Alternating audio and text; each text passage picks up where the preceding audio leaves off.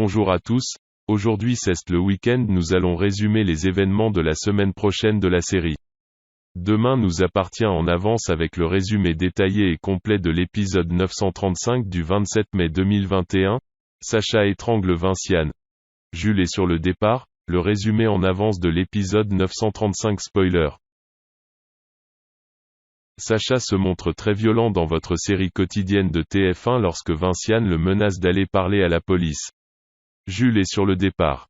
Il a été sélectionné pour passer la dernière épreuve d'un concours d'une école réputée. Jules est sur le départ. De retour de la boulangerie avec des croissants pour le petit déjeuner, Martin a également pris le courrier en passant. Jules a reçu une lettre provenant d'une école informatique réputée de Lyon. Il est fou de joie. Le mois dernier, il avait passé des tests de présélection en ligne, lorsqu'il était séparé de Charlie, et les résultats sont tombés. Jules est sélectionné pour passer la dernière épreuve du concours, celle de la piscine. Les candidats seront en totale immersion pendant un mois et ne feront que coder toute la journée. Mais le hic, c'est que l'épreuve débute lundi. Et si Jules réussit, il sera pris dans la foulée. Si Virginie est fière, elle ne peut s'empêcher de s'inquiéter pour son fils qui a le bac à passer. Mais l'adolescent est confiant. Il fera les allers-retours pour les épreuves, et avec le contrôle continu, il est certain de décrocher son bac. Virginie confie par la suite à Martin à ce qu'elle ne s'attendait pas à ce que Jules quitte aussi vite la maison. Même si elle est heureuse de voir son fils s'émanciper, elle ne peut s'empêcher d'avoir un petit pincement au cœur. Au lycée, Charlie propose à Jules de partir en Espagne ou à Rome durant l'été, mais elle tombe de haut lorsqu'il lui annonce qu'il va peut-être intégrer une école à Lyon pour devenir programmateur web, et qu'il lui reste une dernière épreuve à passer. Charlie le prend très mal lorsque Jules lui explique qu'il doit partir le lendemain soir pour Lyon. Et même si le fils de Virginie lui affirme son désir de rester avec elle malgré la distance, Charlie, elle, est persuadée qu'il n'a qu'une envie, celle de partir. Blessée, la jeune fille se rend à l'hôpital et se confie à Christelle. Charlie craint que Jules ne fasse sa vie à Lyon, et sort avec la première fille un peu mignonne. Christelle est certaine que Charlie fait fausse route. Mais lorsque Jules essaie de la joindre, Charlie refuse de décrocher. Le plan d'Adrien et Sophia a fonctionné. Leurs parents sont tombés dans le panneau et pensent qu'ils se détestent vraiment. Sophia est seule pour la journée. William et Aurore travaillent. Adrien a envie de passer un moment intime avec la jeune fille. Il a même organisé un jeu de piste à travers la maison de Sophia pour qu'elle le rejoigne dans son bain. Sophia et Adrien passent ensuite un moment intime dans la chambre de la jeune fille.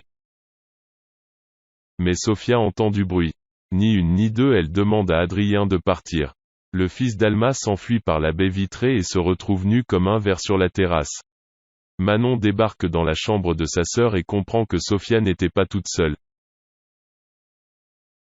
Sophia somme sa sœur de frapper à la porte la prochaine fois avant d'entrer. Adrien, quant à lui, a juste le temps de s'allonger à plat ventre sur un transat lorsque William rentre du travail. Adrien prétend vouloir bronzer un peu, mais William le recadre. Il lui rappelle qu'ils vivent en communauté et qu'il doit respecter des règles de savoir-vivre. William demande ensuite à Adrien d'aller se rhabiller. Sacha étrangle Vinciane. En début de journée, Juliette téléphone à Sacha et après s'être assurée qu'il n'avait plus d'idées noires, elle lui demande s'il a réfléchi à une nouvelle organisation. AIS Sacha ignore comment vont réagir Ben et Solène face à l'annonce d'un éventuel déménagement. Juliette insiste pour que Sacha parle à ses enfants. Elle se montre ensuite ferme. Juliette exige que désormais tout soit transparent entre eux. Sacha lui promet de plus lui mentir et ils prévoient de déjeuner ensemble le lendemain. Sacha reçoit ensuite un message de Vinciane, son ex-maîtresse, qui lui donne rendez-vous. Océane remarque qu'un adolescent observe sa maison, et elle comprend très vite qu'il s'agit de Ben, le frère de Solène et donc son demi-frère. Encore sous le choc de la révélation de la double vie de son père, Ben il s'est rendu à Frontignan afin de savoir où son père passait la moitié de son temps. Océane lui confie que cette révélation a été également violente pour elle et sa famille. Elle lui explique que pour expliquer ses absences, Sacha prétendait travailler sur une plateforme pétrolière. Ben lui confie que Sacha leur prétendait à eux travailler pendant les saisons dans des clubs de vacances. Pendant ce temps, Sacha se rend au Spoon. Après la tentative de suicide de son frère, Tristan s'est radouci vis-à-vis de lui. Sacha est décidé à faire face à ses problèmes et à essayer de tout arranger en parlant franchement avec tout le monde, à commencer par Juliette. Sacha reçoit un SMS. Un client, le troisième depuis le début de la matinée, annule sa séance de coaching. Tristan veut en avoir le cœur net et demande à Sacha s'il a tué Clémentine. Son frère répond par la négative, et lui affirme que jamais il ne lui aurait fait du mal. Après la visite de son demi-frère, Océane n'a pas pu s'empêcher de visiter les profils des réseaux sociaux de Ben et Solène. Elle montre à Gaspard une photo de Sacha et de ses 2 autres enfants prise le lendemain de ses 14 ans. Sacha avait prétendu à Juliette et aux enfants être retenu au Mexique alors qu'en réalité, il était au cinéma avec Ben et Solène. Sacha retrouve Vinciane au bord de l'étang. Elle lui fait de nouveau des avances, mais Sacha refuse de coucher avec elle. Elle le menace de se rendre à la police pour faire avancer l'enquête qui piétine.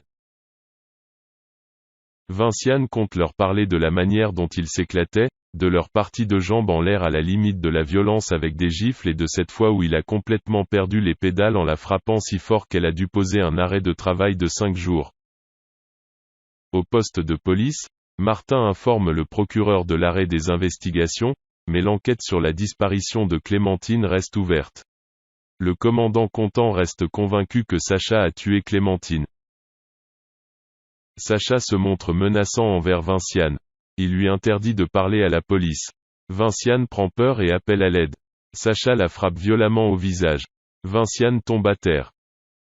Elle supplie Sacha de ne pas lui faire du mal, et lui jure qu'elle ne dira rien, mais sans succès. Sacha lui serre le cou, et lui dit que Clémentine allait aussi parler. Fou furieux, il ne veut pas que Vinciane brise sa vie.